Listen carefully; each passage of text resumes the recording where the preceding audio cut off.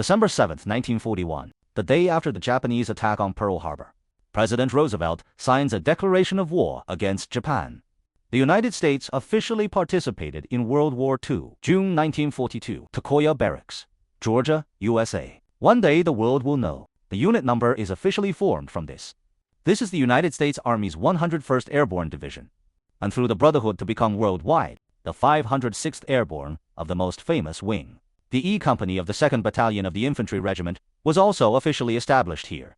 Their instructor, Sober, is a paranoid sadist. His training for the soldiers was almost complete, the most brutal in the entire 101st Division. But it's also necessary to objectively acknowledge that this gave them strong survival skills and combat ability on the later European battlefields. But Sobo's abilities are limited to this. He's not really a competent commander. First of all, he has no room for people. He tried every possible way to target Winters, the platoon leader liked by all the soldiers, out of spite. Even his boss can't stand his behavior. And what's even worse is how he performed in the military exercises. On June 23, 1943, the troops welcomed a joint military exercise. Surprisingly, the fiercely trained Sober doesn't even know how to read the most basic tactical maps. Not only did he give blind orders, but he also ignored Winters' advice and walked right into a trap, causing the entire army to be wiped out. Even so, Sobo still didn't learn his lesson. After the US military landed in Europe in September, they organized another live-fire exercise. This time in the drill, Sobo and Winters led separate teams. When Winters lead early, when Platoon 2 arrives at the meeting point,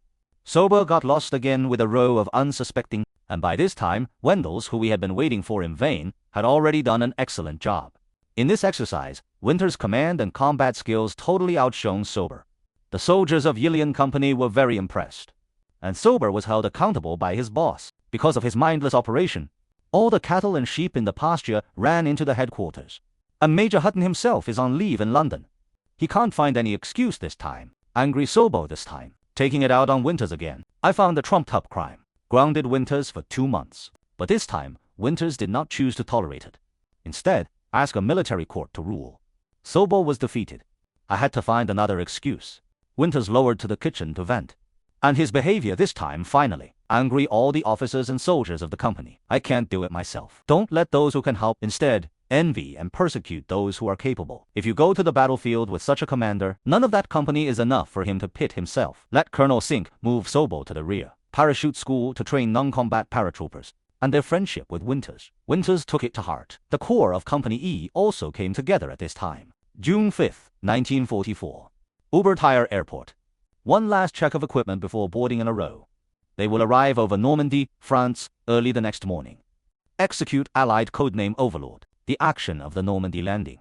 It can be seen by the soldiers checking the equipment. They've got a very serious problem. The equipment is too heavy. This was due to the US military at that time. Unparalleled logistical capabilities. 3 days top meal, well equipped to the teeth, and all kinds of things that don't really work. These basic equipment are already about the weight of a paratrooper. It can be seen that before they board the plane, it's hard to stand up alone. When you board the plane, you need help to get up. So this leads to June 6th, a very tragic situation in the early morning. When the Normandy invasion officially began, C-47s of the 82nd and 101st Airborne Divisions. The transport plane did not arrive at the designated airspace before. It was intercepted by heavy German artillery fire, so a large number of paratroopers were released in advance. Due to the heavy equipment, many soldiers can't stand up in the water at all, drowned alive before the last shot was fired. Luckily, most of the soldiers from Company E were scattered near the highway, except for the new company commander Miang. The lieutenant's plane was killed en masse. Other casualties were minor. After Winters landed, the paratrooper bag has been blown away, missing. Fortunately, there were no Germans where he landed. He began carefully looking for landmarks and gathering the surviving paratroopers, but because the landing point is too scattered, only a few people in a row were found by Winters. Everyone else is in small formations, fight each other, and the entire 101st Division is even more so. Until 24 hours after airborne, less than 3,000 people were assembled, but it was a blessing in disguise. Paratroopers were scattered throughout Normandy. The German rear was also thrown into chaos. The German commander Runstedt pulled a lot of troops from the front lines to go after the paratroopers, which actually eased the pressure on the front. After a few small skirmishes, Company E regrouped. At this time, the 2nd Battalion of the 506th Regiment was almost completely wiped out, except for Company E, so it's quite a task. It landed naturally on the head. This is what was later incorporated into West Point by the US military. The textbook classic example of the Battle of Brecourt.